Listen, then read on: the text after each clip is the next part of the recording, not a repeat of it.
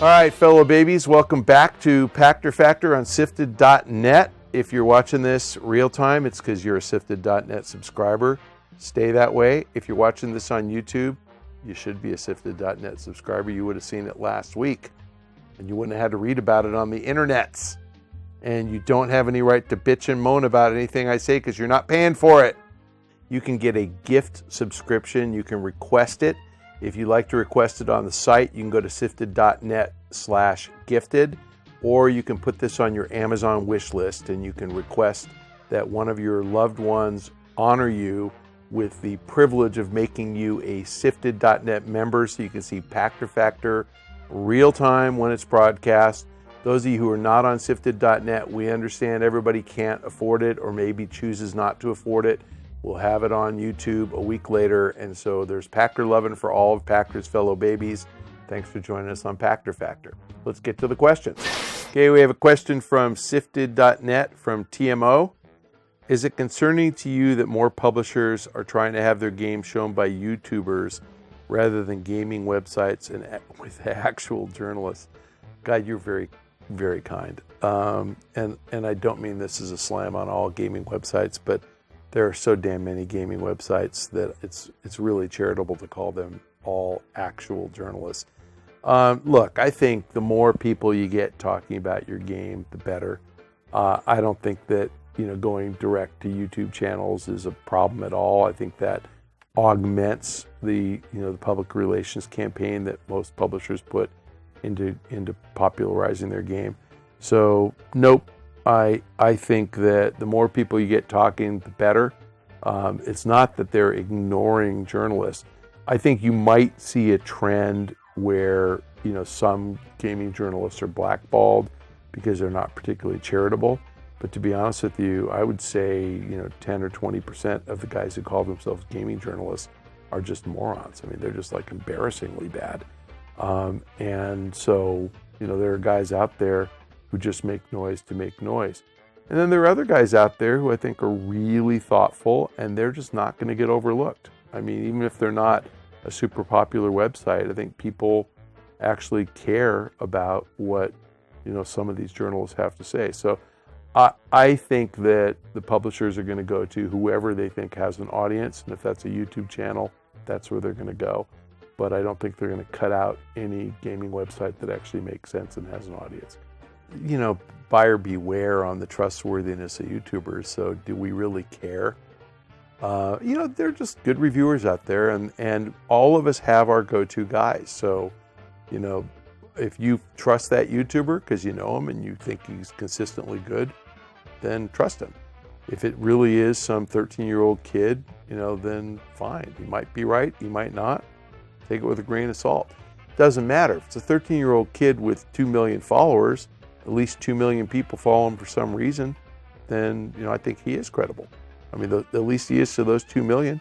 So I don't think it matters. This isn't exactly like you're giving somebody a license to carry a weapon. You're just giving them a license to review a game. Who cares? Like, grain of salt. Yeah, we all know that, if you remember wasn't Kane Lynch controversy with Jeff Gerstmann, which I think Jeff's still not allowed to talk about, but Jeff wrote for a gaming website that I won't name, and he gave Kane Lynch a bad review, and the publisher pulled its advertising, which is kind of like paying for a review if you don't get a good review, and Jeff was terminated essentially. I mean, he left on his own, but he didn't work there anymore. You want to avoid that at all costs. And like I said, if you see your 13-year-old YouTuber driving a Porsche, then he, first of all, he's not old enough to drive, but he probably got paid for that review. But if he's driving a Porsche because you're dumb enough to watch the ads that support his YouTube channel, then more power to him. So, like I said, you take it with a grain of salt. If you think somebody's getting paid for a review, if they're an outlier review, if a game gets consistently below 60s from everybody and your YouTuber gives it a 95, he's probably wrong. But if he's just one data point in the sea of data and he gives it a 95 and everybody else gives it a 92, it's probably pretty good. So I don't think anybody should rely on one person's advice. I do listen to my wife. So when you get married, you're kind of stuck doing that. But other than the spouse, you don't really have, and if you're still at home, you have to listen to your parents. Short of that, you're an adult, make up your own mind, take every person's opinion in the context of everybody else's opinion, and make up your own mind. That's what you're supposed to do. We have a question from SIFTD from Me First. I like that name too. With the EF capitalized, that's very funny. Maybe those are initials. Must be. EF. Given that the current gen systems often struggle to run games at a steady 30 frames a second at 1080p, and the rise of 4K TVs and stuff like VR, do you see this generation of consoles lasting as long as PS3, Xbox 360 generation, 7 to 8 years? Boy, good question. They came out in 2013. It's 2015. I would be surprised if we had a next-gen console in 2018. We might have one in 2019, so I think 6 years is likely. We will have one by 2020, so I think 7 years is a lock. So lasting as long, probably not, but lasting longer than 5 years, probably so. And I think the main reason is that 4K TVs are coming down in price to the point that, in another 2 or 3 years, so by 2018, if you buy a new TV, it's more likely to be a 4K TV than a 1080p TV. And I say that because LED TVs came out several years ago, and they were much more expensive than LCD. And so most people bought LCD. LCD TVs are about 5 inches thick or something, probably like that. And LED TVs are about 2 inches thick. But other than that, who cares? I mean, they're slightly sharper, but not that much different. But if you go out today to buy a 55-inch or bigger TV, I would say 90% likely it's an LED TV. And the price isn't any different. So LED TVs have come down in price to be about the same as LCD. A year ago, 4K TVs were somewhere between 50% and 100% more expensive than 1080p TVs were for the same size. So a Samsung 55-inch at holiday was about $800, and a 55-inch 4K TV was about $1,500 or $1,600. This year, Black Friday, the Samsung 55-inch 1080p TV was $699, and the 4K was $799, $100 apart. So I would say in 3 or 4 years, every TV made, 55-inch or bigger will be 4K, and there won't be any price difference, and they'll all be $500. So once everybody has a 4K TV, I think that's when you get a console cycle where you actually make things in 4K. We had another question on another episode. I don't think you actually need to make games in 4K, because I don't think most people want games that realistic. But you'll have cutscenes in 4K, you'll have stuff in 4K, it'll be cool. But we're getting to the point of diminishing returns. So the next gen consoles are going to probably have to pack in a lot more stuff, a lot more multimedia functionality, and a lot, I think games are going to become less than half of all use instead of more than half of all use. And then finally, I think you're going to see off console happen before the next gen consoles come out.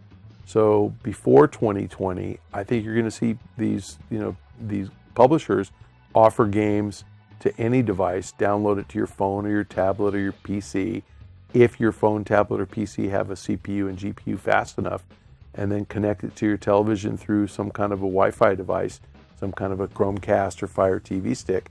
And, if a Steam Link, if that happens, then fewer people are going to buy a next-gen console, because why spend several $100s if you can get by with spending $50? So, truthfully, I think the length of this cycle is going to be determined by how aggressively the publishers move off cycle. If the console manufacturers see the publishers start to do this in 2018, you might get a console in 2019, because they're going to probably try to preempt that. Again, good for consumers because you're going to have choice. And some of us are fine with 1080p graphics and 120 frame rates and 4K just doesn't matter that much to us. And some people are going to want it and they're going to pay more for it. So we'll see what happens. Okay, we have a question from SIFTD.net from Tibble and Bits. With the threat of a video game voice actor strike looming, developers have complained that they are already not paid nearly as much as the voice actors. The voice actors have a union, but developers don't. What would it take for developers to unionize? Are there any regulatory or contractual restrictions against game developer unionization? Would it be beneficial or detrimental to the game industry and help prevent frequent layoffs? Wow. Okay, you're about to see me go on my rant about unions. I'm about as liberal as they come, and I mean, I'm really liberal, and I am all for raising the minimum wage. I'm for Obamacare. I'm for gay marriage. I am for no wars, no guns. I want people to live and have lots of great things going for them. I don't get unions for highly paid people. I get unions for lowly paid people who are exploited. So you have to protect people from, having workplace safety issues. You have to, protect people from being abused by their employers and overworked and threatened. I mean, that stuff makes perfect sense to me. So a union for factory workers, I completely support. I get it. A factory worker can get hurt, and so you have to make sure that the factory is safe. A factory worker can be asked to work overtime, which might mean that he's, handling heavy machinery when he's tired, putting his life and his coworkers' lives at risk. All sorts of reasons. Certainly I want nuclear workers to have a union to make sure there's not a meltdown and that the people are trained. But I don't get why movie actors, voice actors, directors, game developers need a union, and certainly not people that make millions of dollars a year. I don't get it at all. So I'm sure that we'll have plenty of comments where you can enlighten me on why they need a union. You asked me, are there any, what would it take for developers to unionize? In the US, all they have to do is band together and form a union. So pretty easy to do. Are there regulatory contractual restrictions against developers unionizing? Nope. In fact, the law absolutely supports their right to do it. Collective bargaining is guaranteed under our labor laws. So should developers choose to unionize, they may. Would it be beneficial or detrimental to the game industry? First question. And help prevent frequent layoffs? Second question. I actually think it would be beneficial if developers are guaranteed more pay, because I think you would get a better creative process. I think the more money that you pay people to come up with really great content, you encourage greater content. So I think that, provide an incentive for people to come up with something that really sells well, and they will come up with it. Don't pay them enough and they won't try. So yes, I think it's beneficial for the consumer if developers were unionized, but that's from a content quality perspective. The problem for the consumer is if you pay the developers more, who pays for that? And don't be so naive as to think the publishers pay for that. Because if the publishers' costs go up, you pay for that. And so the way you pay for that is either they put fewer hours into the game because it's costing them more per hour to pay the developer, or they raise the price of the game because it's costing them more to pay the developer. So either you get less content or you pay more for the content you get. So don't be so naive as to believe that if we gave developers more, that would come out of the beneficence of the publishers. Not possible. Would it help prevent frequent layoffs? Sure. I don't think layoffs are as frequent as you probably think. And most of them, own homes and drive nice cars and have their bills paid. So let's worry about people who are exploited by their bosses, not about guys who make games for a living because it's a fun job they love what they do, and they get a charge out of you buying tens of millions of copies of their game. Okay, got a question from SIFTD from Kevin O. And we had Kevin, so this is Kevin O. Yeah. This is identical twin. His variant. A variant. Kevin might be paying SIFTD.net twice. That'd be cool. So Kevin O, with an I. Kevin O, following the success of Fallout 4's 5-month marketing campaign, is it likely we'll see more publishers follow suit? Why do we see so many other publishers reveal games years before release? Well, that's a good question. Everybody's different. So on the one extreme, we probably have Electronic Arts teasing Star Wars 2.5 years before it came out. On the other extreme, we have Rockstar, who, as far as I know, will never make another game. And I'm not serious, like I know they're making other games, but you never know. On the one hand, Rockstar doesn't tell you anything, so we're into December and we have no idea what's coming out from Rockstar in 2016 in less than 12 months. On the other hand, they announced Grand Theft Auto 5 almost 2 years before launch.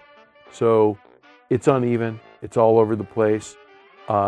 Companies like Activision, we knew about Destiny, as I recall, about exactly a year before it came out. But I knew Bungie was hired in 2010 to make Destiny for a 2014 launch. So we knew they were making it. We didn't know what it was called. We knew about it, again, just about a year before. It was at the Xbox event. And some guys like Bethesda tease it exactly 5 months before it comes out. We didn't know for sure Fallout 4 was coming. I think that Half-Life will be that. I think when Half-Life 3 comes out, you'll hear about it 2 or 3 months before it comes out, and we'll ooh and on, and it will sell a gajillion units. I mean, God, it could sell 50 million. It's something everybody wants to play. I don't think that, everybody feels that way. So annual franchises or franchises that come out every few years like Battlefield, I don't think it's really that important that they tease it 2 years ahead of time. If Battlefield comes out every 3 years, you kind of know it's coming out, even though they haven't announced it yet. So not my bold prediction for the week, but I'll predict that Battlefield 5 comes out next year. I don't think they've officially announced it yet, but we all know it's coming out. But we don't really know. And then again, you get Ubisoft with Far Cry Primal. I mean, they just announced it a month or two ago to come out in February. That shocked all of us because they typically announce things a year ahead of time, and that's only a year and a half after the last one. So, it's really uneven. It just depends. But I don't understand marketing. So I suggest that you go to the Pachter Factor equivalent on the internet that's run by some marketing dweeb and ask them, because I honestly have no idea why people do what they do. The point is, somebody thinks about it and says, how much buzz do we have to generate and what's the way to do it and when should we do it? And with Fallout, it was 5 months. With Grand Theft Auto 5, it was 2 years, and every other game is in between. And remember Agent? You guys probably don't remember Agent. That was an E3 2009 reveal, PS3 exclusive. Now, I'm not going to boldly predict that the PS3 is going away next year, but the PS3 is going away next year. I think they're going to discontinue it in 2016. So my guess is Agent isn't coming as a PS3 exclusive 7 years later. But if Agent is still alive, ask the Rockstar guys, I have no idea. If it's still alive, it will be the longest between reveal and actually coming out of any game.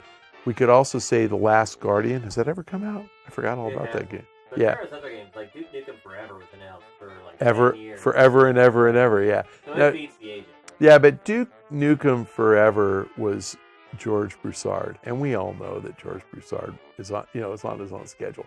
It's not like, a Rockstar internal Take-Two studio. And Last Guardian, I don't even know how many years that's been, but that one is coming out. It is. I mean, yeah, it is. I just don't God, I forgot all about that. But yeah, you get these things that are like 6 years. That's not by design. That's because they screw up. So Agent, I don't know what happened. I don't know why it hasn't come out. I don't even know if it's been killed. If any of you know, please post that on my Twitter page. I'd like to know.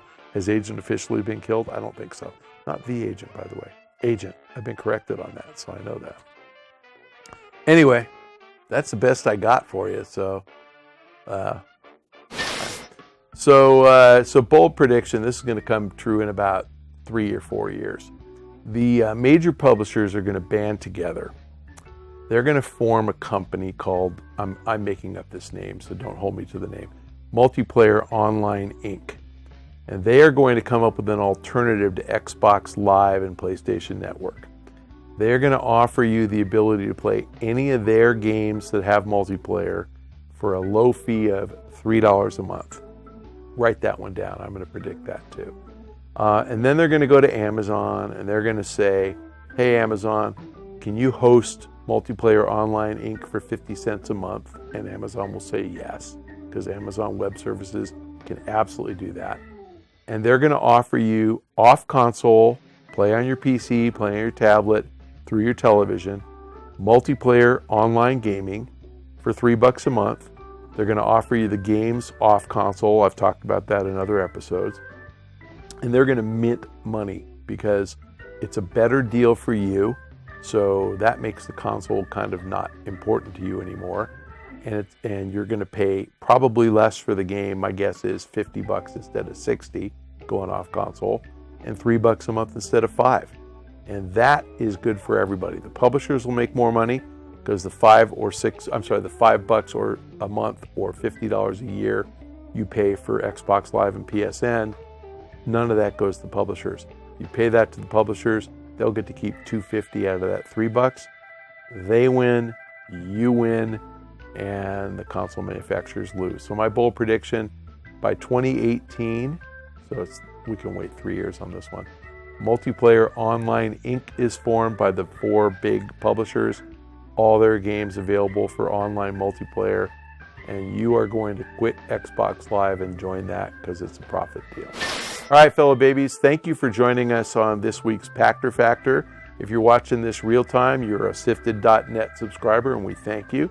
If not, you're watching it on YouTube, that's okay if you choose not to be a SIFTD.net subscriber for the low price of $30 a year, or for going to SIFTD.net/gifted and asking somebody to buy it for you. You can send that email to me and ask me to buy it for you. I'm not going to, but you can ask me. Or you can go on to Amazon.com, put a SIFTD.net subscription on your wish list. There's so many ways to get the Pack Love in real time, but thanks for joining us. If you're not getting it real time, we still want you to be a fellow baby and enjoy it on YouTube a week later. Thanks for joining us. Hope everybody has a happy new year.